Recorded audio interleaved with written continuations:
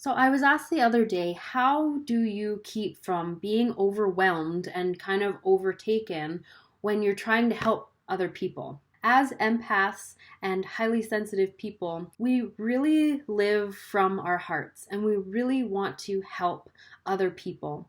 And because we are so sensitive, we can become overwhelmed kind of quickly and sort of lose ourselves in the process of helping others. So, first off, I want to emphasize that empathy, being an empath, is actually a gift. It allows you to connect with others on a very deep level, and it allows us to embody divine love in a very profound way. So, it's important to remember that you can only give as much as you're giving yourself. You can only give to others as much as you're giving to yourself, okay? So if you're constantly giving to everyone else before you give to yourself, then what you're actually giving out is the energy of depletion. Because you're giving resources, you're giving love, you're giving energy, you're giving help that you're not allowing yourself to receive and that you're not giving to yourself first. So if you're giving from a vessel that is consistently being drained, what you're giving has the energetic signature of depletion and of lack. So it's not actually helping. It's also important for us to realize that we can't save everyone. As much as we would want to, we can't save everyone. And it's not our job to save. It's our job to love. And it's our job to guide if we're asked to do so. But again, there's a difference between helping and trying to save. Okay? It's like the analogy of helping someone who's drowning. You don't help someone who's drowning by jumping in there with them because they're thrashing around and they're going to pull you down with them. You help from the side and throw them a life preserver and pull them in. But you're on secure footing and you are safe and you're helping from that safe and secure place, not jumping into the craziness, right? We also need to remember that someone else's journey is not going to look like ours. And the people around us don't think necessarily the same way that we do. So I see a lot of people feeling so frustrated because they're trying to help and the person that they're trying to help isn't doing things the way that they think they should be done, or they're just not accepting the help at all. And when that happens too, when someone is not accepting the help that you're offering, you've got to know when it's time to take care of yourself and walk away. And that's so hard for empaths, it's so hard for sensitive people because we never want to leave anyone behind. But you're not doing that, okay? You're not leaving people behind.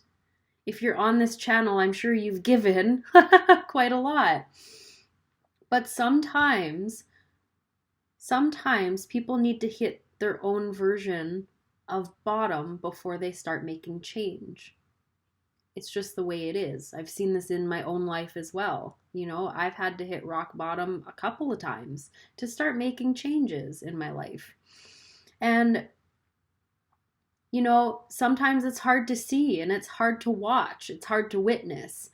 But we have to realize too that there is a greater plan at work here. There is something bigger than us and something bigger than that other person, something bigger than everything that is at play here. And we're only seeing a small fraction of that. So trusting in the divine, trusting in the spirit, trusting that God will take care of these people and us, trusting that we will be taken care of. We will all be taken care of. And that it's not our job to be the savior. It's our job to be the loving friend. It's our job to extend compassion. And it's our job to look after ourselves first. Put on your own air mask first. because otherwise then you can't really be a help to anyone. Right? So it's kind of a weird shift in perspective and in mindset to put yourself first and to love yourself first.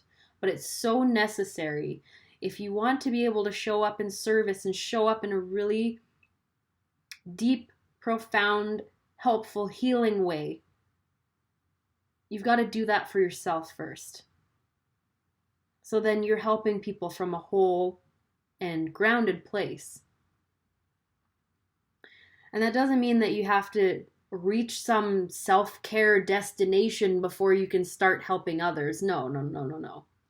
It's realizing where your limits are and being honest with that. Realizing how much you can actually give and being honest with that. And having boundaries and saying no when appropriate. Rather than continuing to give when you need what you're giving out the most. It's just finding balance, really. It's just finding the balance and knowing that you are deserving of that same kind of care.